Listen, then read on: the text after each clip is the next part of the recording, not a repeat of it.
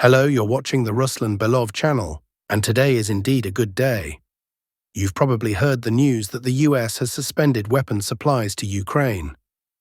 According to the New York Times, the suspension is set to last several months, and other Western outlets report that even the weapons that were already in Poland and ready to be shipped to Ukraine are now being held back. In other words, the deliveries are completely frozen. Even that equipment won't be sent to Ukraine. The New York Times also writes that this sends a clear signal.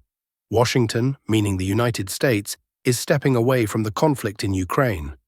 Now, whether we choose to believe it or not is another matter, but even a few months without supplies is already a great outcome. So the fighting continues, and we continue to monitor the situation at the front. Let's switch to the map. So friends, remember how yesterday I told you some insider info from our guys on the ground? That our assault troops managed to cross the Mokry Yali River and break into the village of Podduben? Well, only about a day has passed, right? And already American cartographers have updated their maps, at least partially. Take a look, they marked the river crossing and the advance to the H-15 road. According to their data, our current positions are about, let's measure, yes, about 900 meters from the village. But that's not entirely accurate. Or rather, it's only partially accurate. Yes, our guys crossed the Mokry Yali River. Yes, they reached the H-15 road. But they advanced further than those marked positions, entered Podduben, and now fighting is already happening inside the village. In fact, from what I know, battles are taking place right in the center of the village. So, as I said in yesterday's video, I believe that by the end of this week, or early next week, the village will come fully under our control. And that's going to be a major blow to the Ukrainian armed forces in this sector. Also, remember how I told you that our forces had managed a surprise breakthrough toward Voskresenka? American cartographers haven't marked anything there. But, surprise, Ukrainian cartographers have. Take a look, our guys made a strong push here. The advance reached an impressive 4.5 kilometers. However, even the Ukrainian maps don't show the full picture. For instance, this farm. I can't say it's under full and undisputed control, but according to the guys on the ground, we're partially present there. And that makes sense. Sitting in the forest lines here isn't the best option, especially with buildings to the north and south. Meanwhile, if you look at the map, Voskresenka itself and the surrounding areas to the north are being heavily shelled by MLRS. These marks you see, those are the impact zones. And rightly so. This should be the universal tactic in every settlement. First, drench everything in fire, reduce it to dust, turn it into a lunar landscape if needed, and only then send in the troops. So we wait. We wait for good news from Podduben, from Voskresenka, and in general, we're waiting for this entire sector to collapse. And you know that collapse isn't such a distant possibility. I'm confident that in July, we'll see breakthroughs here. And not just one. All right, let's move on. I've got a question for you. Have you heard about the intense battle for the highest ground near Pokrovsk? This elevation, taking it would decide, if not everything, then most of the battle in that area. Before we get to Pokrovsk, a few words about Dakhne, a village in Dnipropetrovsk region. Look, we're currently using a Ukrainian map, but not a very popular one, not many people use it. Still, it shows that Dakhne is done. They even placed our flag there. But if we switch to the most popular mapping resource in Ukraine, Deep State, what do we see? They show Dakhne in the grey zone. More than that, just yesterday, they published a whole post on their Telegram channel claiming everything is fine in Dakhne and there are no Russian troops. But in response, a Ukrainian military expert, not just an expert, but an actual AFU fighter named Muchnoy, wrote that Deep State are liars and the village of Dakhne has come under Russian control. I'll tell you more, we've already started moving from Dakhne along the highway toward Novopavlivka. We haven't advanced far yet, but we did take 3 AFU strongpoints under control. And how could we have done that if we didn't already control Dakhne? Deep State probably won't explain that, but what can we expect if Deep State still shows Alexeyevka as partly in the grey zone and partly under AFU control, and in Bohata they claim to be holding something as well? Well, long story short, clowns, nothing more. All right, now let's turn to the situation around Pokrovsk. Here's what's going on. Our forces recently made a push from Shevchenko northward and took the Belgaika station. At the same time, our troops advanced into Zverevo and reached the northern edge of the village. And so now, from both directions, Pokrovsk is basically within arm's reach. Look, if we really wanted to, entering Pokrovsk wouldn't be too hard. From one side, it's just a field separating us from the city. On the other side, you just need to go around a small body of water, and you're there. But there's one big problem. Big in every sense of the word. It's this spoil tip, this Terrakon. Its elevation exceeds 100 meters. Just imagine that. I don't know what city you live in, or if there are high-rises there, but imagine a 30-story building. That's how tall this spoil heap is. And it's under AFU control. There are several observation points and firing positions there. We hit them with drones now and then, but they quickly set up new ones. So, for example, here are our positions at Belgaika station. And obviously, there's no point in entering the southern part of Pokrovsk under fire. Even if we get in, the Terrakon gives the AFU full fire control over the entire southern area of Pokrovsk, so the only task now is to dislodge the AFU from that Terrakon. And we tried. We launched an assault to seize control of that elevation. You can imagine how important this is. Just think. If we take the Terrakon, the entire situation changes.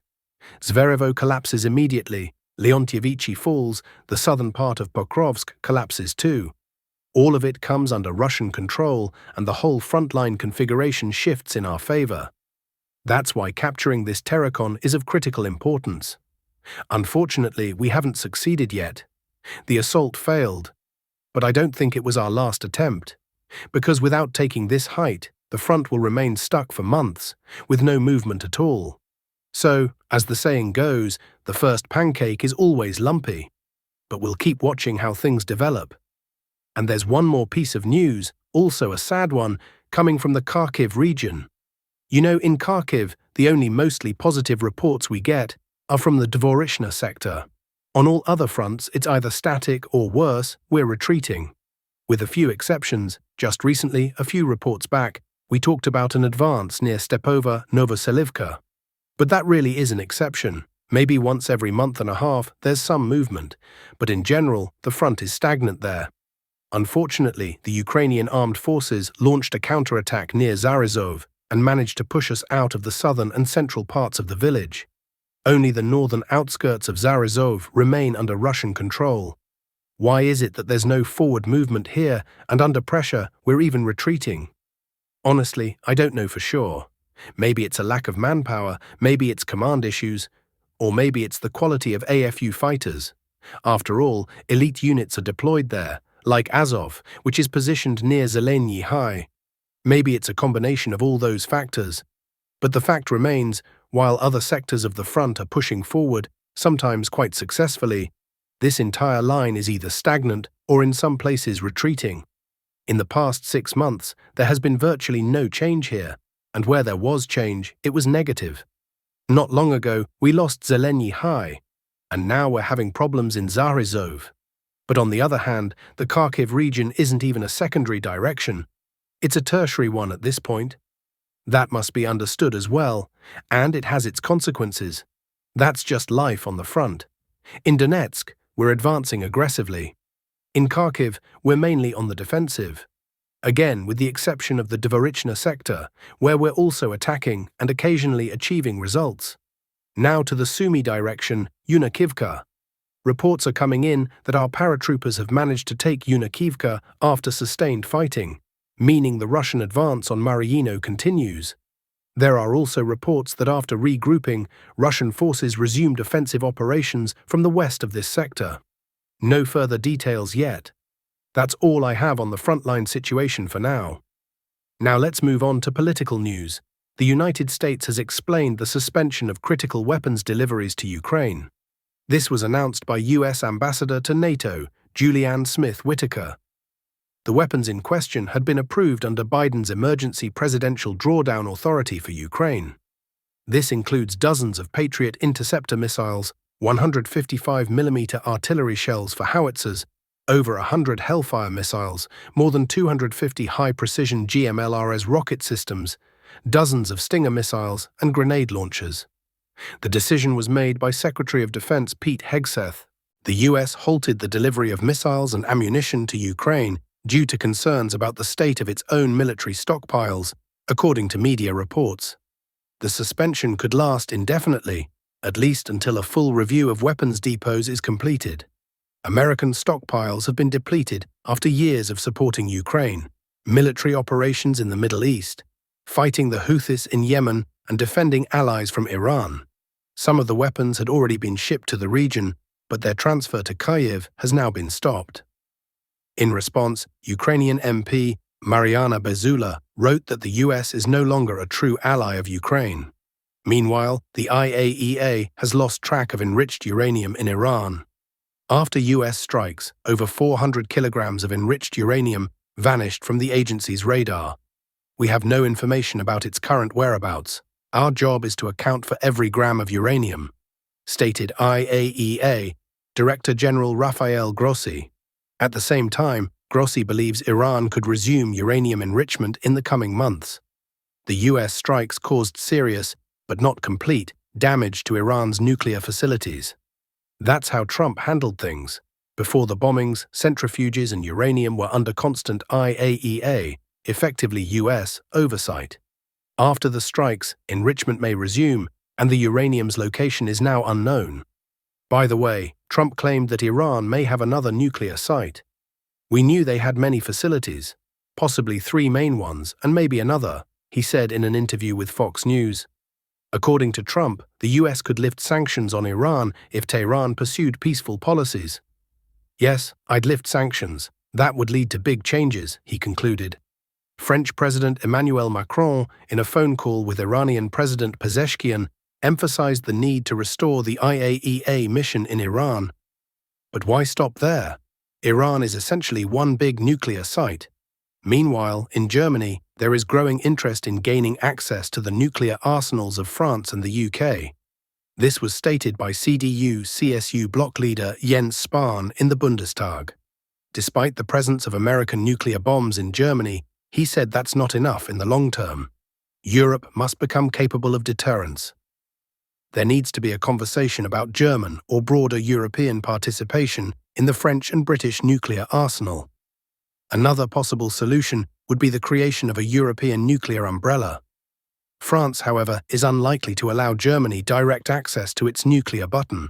In that case, countries could rotate control over it. The whole conversation is centered around the perceived Russian threat. Thanks for watching, friends. Stay informed, stay strong, and take care. Until next time, see you soon on the next update.